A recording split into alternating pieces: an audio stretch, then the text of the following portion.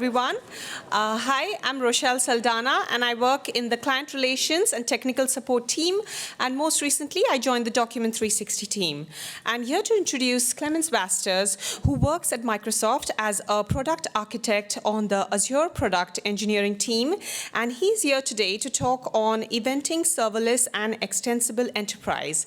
As you all know, he's quite an authority on that subject. And so without further ado, let's welcome Clemens. Thank you.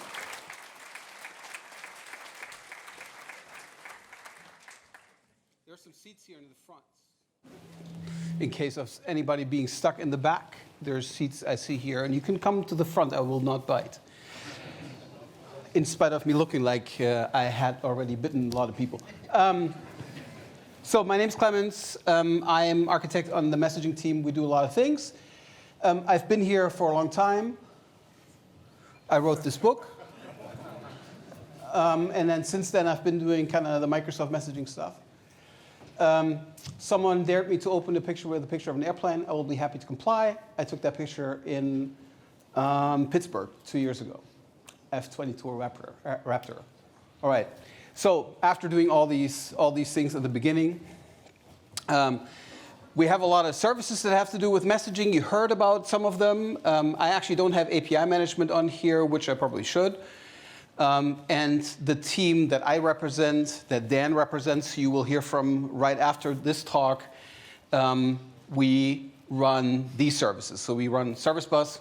We don't run Azure Queues, but it's kind of the same bucket. That's why I have it here. Event Hubs, Event Grid, and the Relay. What I want to talk about today is event-driven applications and how serverless plays into those sorts of applications. So it's going to be an architectural talk. I want to talk about events, event-driven, serverless, and how all those things work. And to set the stage for that, I have brought a little scenario for you. It has to do with pictures, too. So the photo that I just showed you is kind of on topic, also with aircraft. So let's imagine a scenario: a photographer is out there shooting press photos.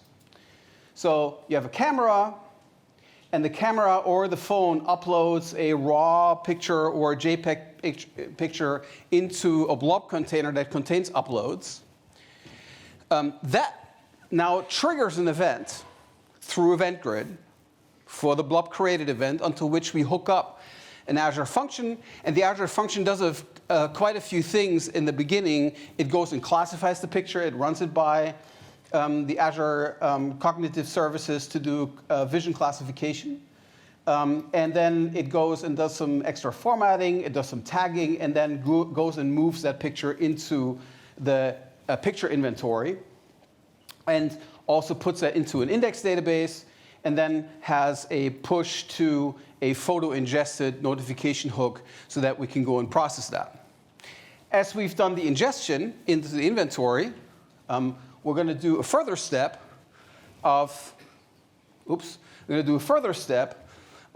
triggering, again with the blob created hook on the inventory, to go and size those images, which means we're going to create thumbnails which are appropriate for previews, which are appropriate for various forms of publishing. So we're going to go and automate that and put that into a blob container sized images. All of that flow so far is simply one that is completely event-driven and completely based on functions without you having to write any hosting code. Then there might be, as we are having the photo ingested, there may be notifications being sent to, let's say, that phone. And on the phone, you're being asked to say, hey, we just ingested this picture because you are the photographer who just took that photo with their camera, right? You take the photo with your proper camera. You get a notification on your phone saying, hey, do you want to go and add some metadata to that? Or the photo gets into Lightroom, goes into Photoshop, goes into the newsroom application, and in the newsroom application, you decide that that photo is relevant, and you go and publish an article on your website that's using that photo. And that photo is obviously then using already some of the pre-sized images. Again, for that flow so far, it's all pushing notifications. You notice that there are some flows which actually cross into client territory, right? They're reaching into a newsroom, they're reaching onto a phone, so we'll have to go and have some paths for that. Now the photo editor decides to make an update, a touch-up to one of those photos, or you are deciding to do that from your phone as you're out there. So you do an update. That update then causes a update on the blob container, causes some reindexing, causes some updates to the sized images, which then will go and automatically update the published assets, and then notify again the newsroom app. That's a pretty powerful flow you can go and realize with purely driven by events. And just one example of those. Let's look at something else. Sensor-driven event and building management, where we have two pivots on information that flows. And I'm just, in the interest of time, because we only have 30 minutes, we're only going to look at one of them. And that also shows that you are doing your architecture and your organization of your events in the beginning in topology, so that you can answer interesting questions. So we're going to go and talk about sensors in a building. We will organize them on a building management pivot. You might also go and organize them in addition to that on a device management pivot. But those devices are now going to emit events into the building management system, and they might emit other events in a different organization into the device management system. So these are sensors in that building. Those sensors are in rooms, covering gas and biohazard sensors, climate sensors, fire and smoke sensors, and occupancy sensors. Those sensors are organized in rooms. The rooms are organized in units. We are in a unit in such a building. Units exist on floors. Floors exist in buildings. Buildings exist on campuses. Campuses are owned by some organizations. You can go and now take that taxonomy and turn that into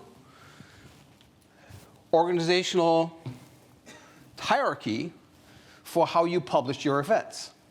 If that looks like a topic for you, that's a fine idea. What's interesting is that if you go and organize your events a priori, or your event taxonomy in that way, as you are aggregating it, as you're asking questions of that event stream, you can start asking interesting questions.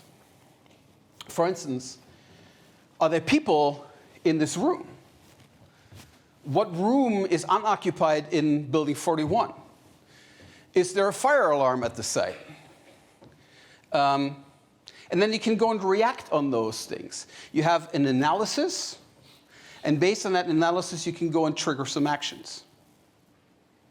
Some of those actions may be immediate, so the operation is immediately actionable, like an alarm is immediately actionable. If there's a fire sensor and the fire sensor triggers, you probably want to go and take some action on that.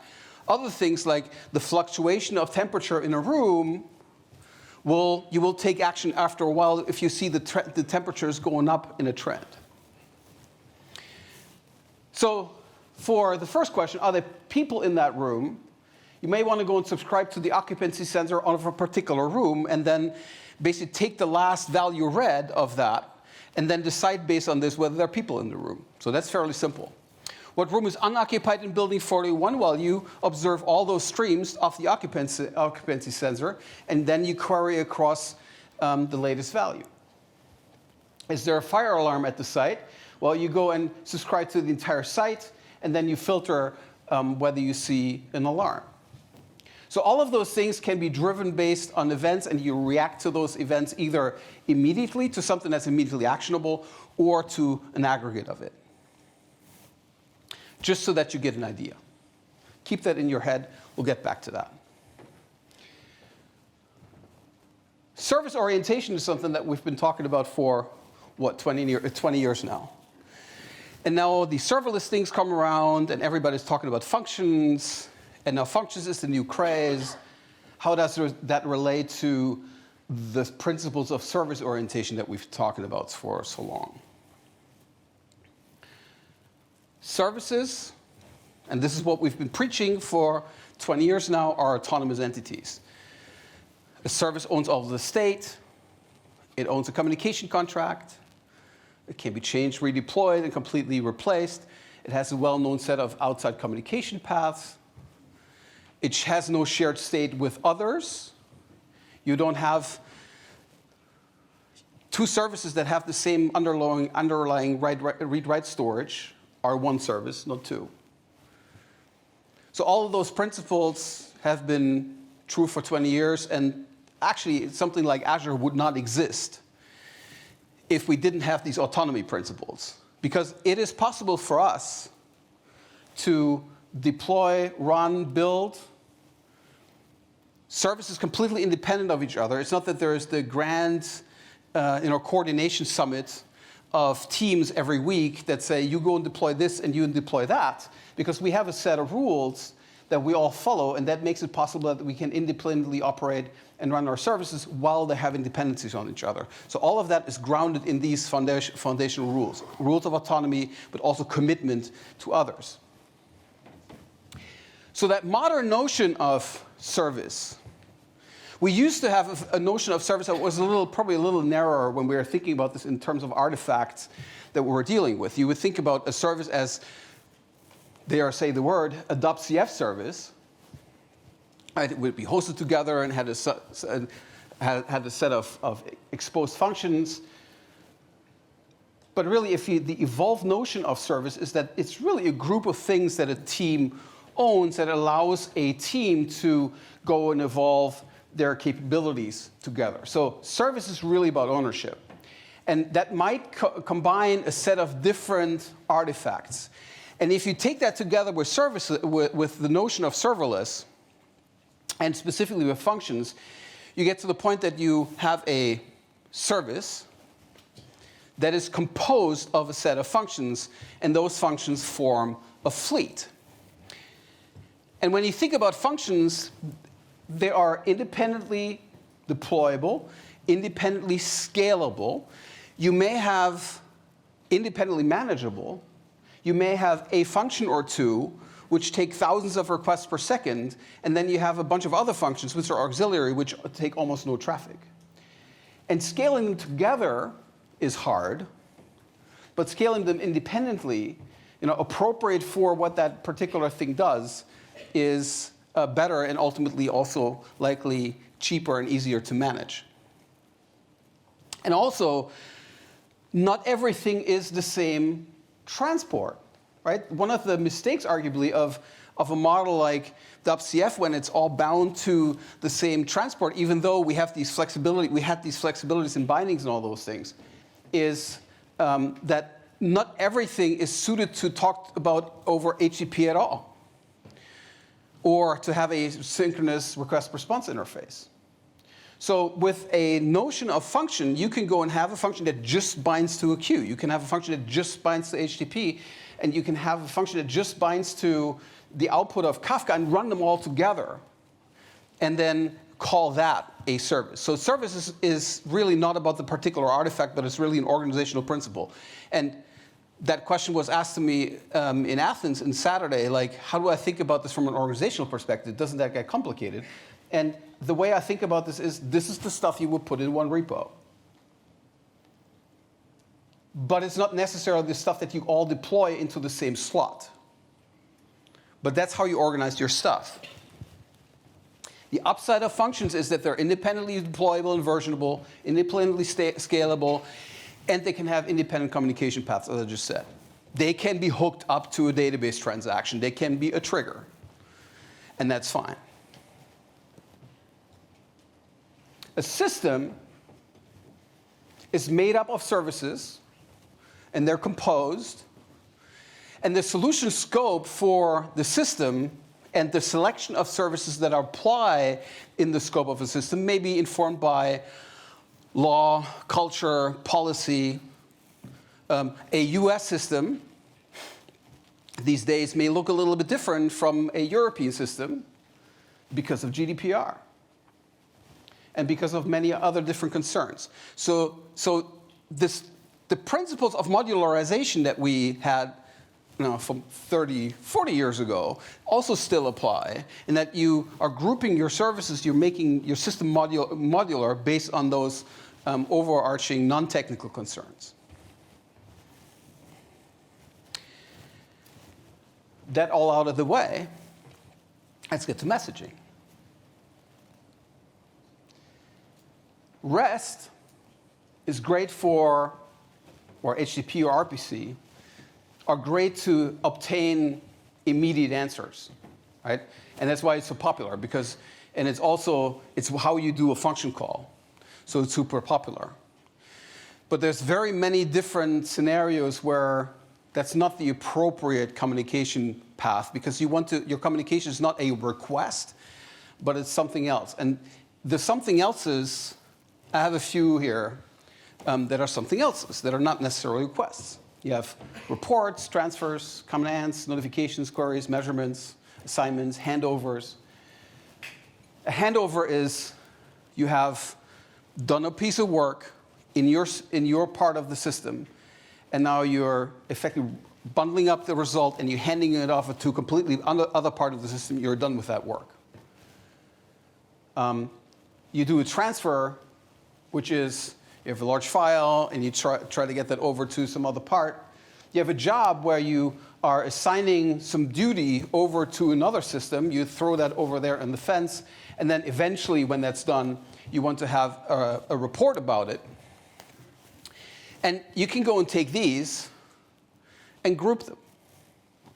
So that grouping here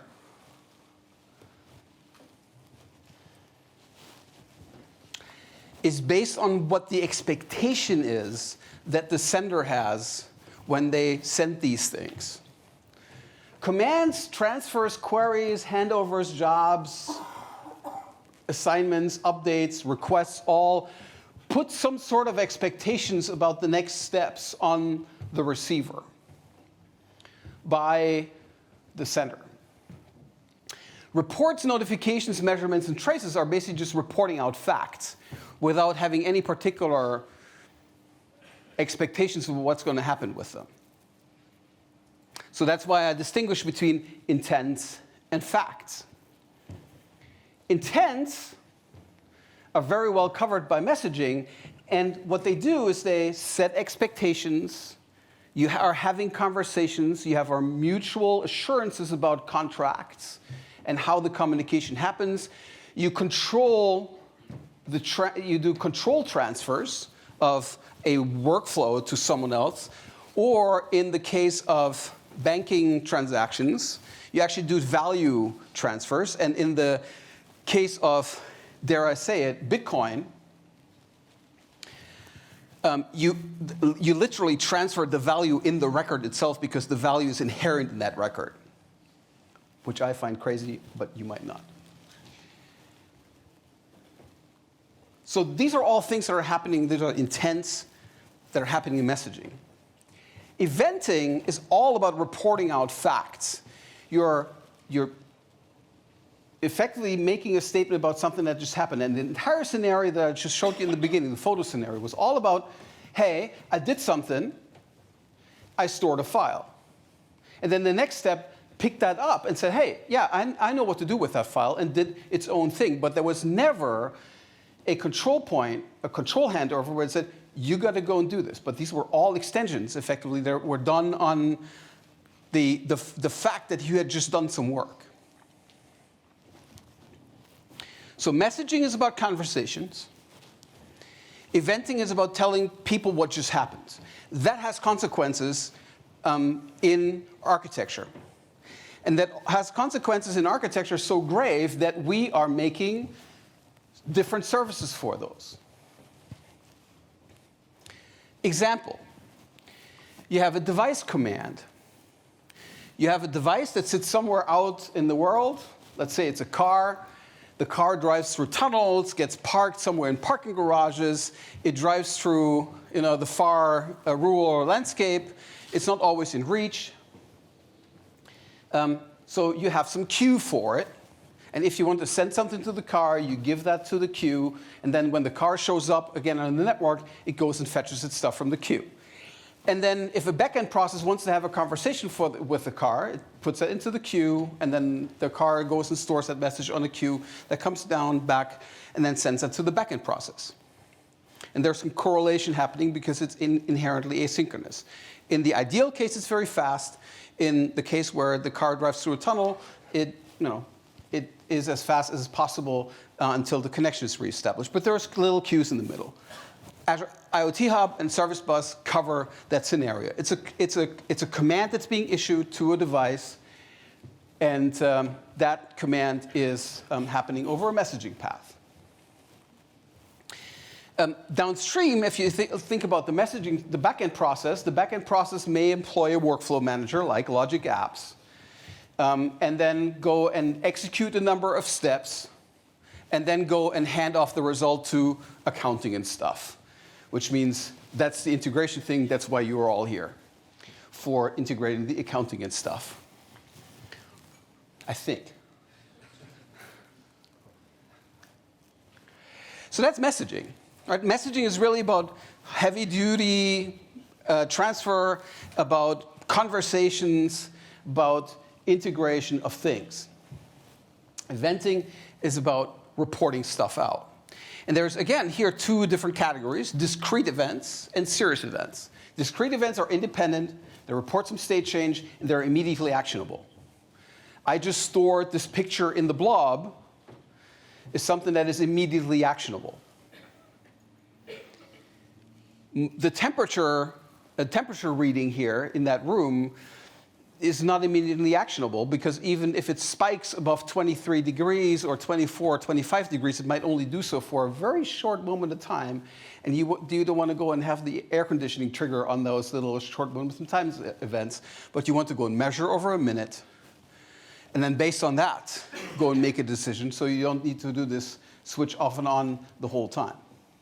So those are serious events, which are looking at multiple events. You aggregate them up, and then you take action based on the analytics result, which are called analyzable. The discrete events are interesting because they are an extensibility enabler. They report independent actionable state, blob created, sales lead created. I had a conversation recently with a friend of mine who used to be a manager in 4 companies ago of mine 12 years ago, who's now has started a company. They also do workflow, and they kind of do a thing that easily morphs into a CRM system. And so he has that sales lead created thing is exactly one of his key workflows, and he has an extensibility system that triggers based on that, where you can go and do some plugins, so they're exactly effectively doing that. They have events that they raise, and then they allow extensibility upon those events. The great thing is that you don't compromise your security model with that, because you raise events about something, you give context in that event, but you don't give all the data with that event. If you have privileged information, like, for instance, that blob, right? Not everybody can go and see that picture.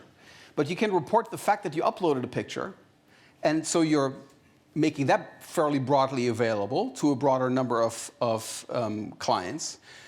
But as they come around with that URL, they have to go and pass the authorization gate. So you can go and do fine-grained authorization through this, go here, notify, and then come back and get the details. You can do fine-grained authorization, even though you're kind of broadcasting these things out more broadly.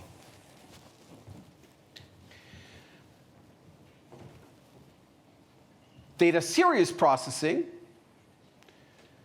is happening by collecting the readings, putting them into ingester. Typically, you go and partition them up. So that's the thing that we do with event hubs. And then you start pulling those events towards you. And the reason why this pattern here exists, the reason why you have Kafka, why you have event hubs, is because the processor is stateful. You pull the stuff towards you because you need to go and aggregate, and you need to aggregate into a bucket. That's why that pattern exists. You put the data in, And now you have a way to control your own cursor. You can go and step back. You can step forward. You can basically use this like a tape drive. And that's the matching analogy of it being a tape drive. And you can pull the data towards you. So for everything that's stateful processing, event hubs of events, event hubs is the right choice. A thing that we did, and that Dan is going to talk more about, is we announced at Build event hubs for Kafka ecosystems, where we are supporting on event hubs the Kafka protocol. No Kafka bits were harmed in the process. We have read the Kafka protocol specification and made a brand new implementation of that in event hubs, so you're getting the reliability of event hubs and the scale of event hubs and the effortless use of event hubs. You don't need to know what Zookeeper is, while using original Kafka client bits, which is pretty amazing. So you can now, in addition to the existing protocols, also use Kafka. And the great thing is, you can push with Kafka and you can pull out with event hubs AMQP. You can push with AMQP and you can pull out with Kafka. So it's a multi-protocol service. Another thing we also have is a path for Event Grid that we notify you about data that we have put into Blob Store with Capture. And then you see CNCF Cloud Events here. I'll get to that in a second. Discrete events are independent, which means you don't need to pull them to the same place. You can actually go and spread them out to independent processors, which means here you don't need to have a pull model, but you can actually have a push model. So what we're doing is, with a distributor pattern, which we call Azure Event Grid, we're pushing into the event grid. That's a pub/sub engine by itself. And then we can go and push out to those handlers. And that's the thing that we put into the Azure platform. And Dan is going to talk about that in more detail. What I'll talk about briefly, because I'm involved in that standardization process directly, is CNCF Cloud Events. That's something that we're doing as standardization work with Google and with IBM and with Serverless Inc. and with VMware and many others. That for the kinds of events we're pushing with Event Grid, we're now creating a multi-party standard. Common metadata for events. We're also thinking about integrating that in the flow for all the stuff that goes through event hubs, even though we will not prescribe it. Flexibility to innovate on event semantics. We're not going to bolt down what an event means, but we're giving a metadata harness for it, and that will also support multiple transport options, HTTP support and webhooks and MQTT are checked in. AMQP support will be checked in this week, actually, and the HTTP support is in 0.1. We released the 0.1 support in the product at KubeCon EU in Denmark 4 or 5 weeks ago.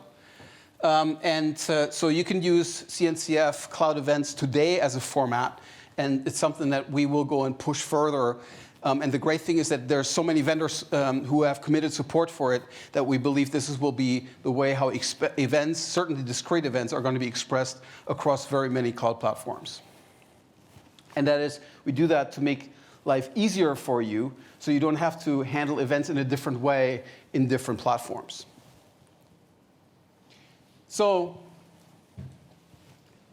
effectively, as a summary, the way we're thinking about this is event-driven. You have core functions, you have your core application, and your core application is starting to write out events about things that it does. It creates a new sales record. And now you can go and start building applications that are reactive to it. And as we think about digitalization, right, as we think about digital functions marching more and more into the core of the business, that's really the work that's being done. It's like reacting to things that are happening in your world, and even extensions can go and send more events. And digitalization, and I think event-driven, is a pathway towards automating more and more work, but also being able to involve knowledge workers very smartly in this, because ultimately you can take any and every of those events and can turn them into an email and involve people in the process. Then the question is, how do we extend into the edge? And that's the last thing I want to show you, and I want to do one little demo. And that is, I said, hey, you want to go and push one of those events to a phone, or you want to go and push one of those events back to the restaurant that's on premises. How are you going to do this? And we did a new little trick. And for some of you veterans, that's going to be an old little trick. I have, let me go and stop this. I have a little app. I will show you that app in a moment. So here's what this is. I'm starting a Listener.js app in Node. That's really unexciting, is it? Okay. And, oh God, like this. And then I'm going to go and call that from here.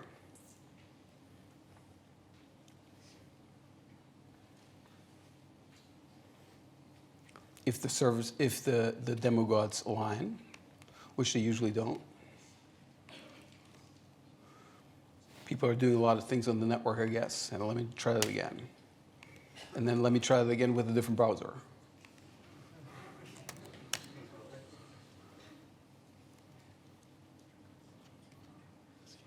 And then let me give up. Just because of time. Oh, that's why. It was just working. It was just not printing. Okay, so that was pretty dumb. Okay, so this is the oldest sample that we're showing actually ever, because this is based on the relay, and the relay had its 12th birthday on last Thursday, and we taught that relay a new trick. What I just showed you is the right side of this picture. The left side is a regular old Node.js listener. And if you now go and instead of requiring the HTTP package or module in Node, you require the Heiko HTTPS module from Node, you get the exact same API for HTTP listeners, but that runs through the Azure Relay. What that allows you, and Dan is going to show, I think, another trick of this sort. What that allows you is to host a relay HTTP listener anywhere. So you can go and run that thing on premises, in a gym, in a tax advisor office, in a law firm, in a bank a branch, and you can expose services right in the app using that technique. You don't need to have a VPN. It's not as dangerous as a VPN, because with VPN you actually expose layer 2, and here you only do layer 7, and we're giving you that support. I'll just show you that because of time, but we also published an ASP.NET Core extension for hosting. So you can take an entire ASP.NET Core web service and say, use Azure Relay, and then you will go and host that thing on the Azure Relay. So that's the successor, effectively, of the WCF support for HTTP that we used to have, and we just released that, and you're going to hear more about the relay in the near future for those integration scenarios. So summary, autonomous services, all still true. Functions are a way to implement those services in independently deployable ways. Platform as a service gives you various ways of hosting these things, messaging and eventing as the communication backplanes is tying it all together. And that's why we're building all these things, and why we have so many carrier pigeons. And I hope you found that useful. And Dan is going to talk to you about the details after the break.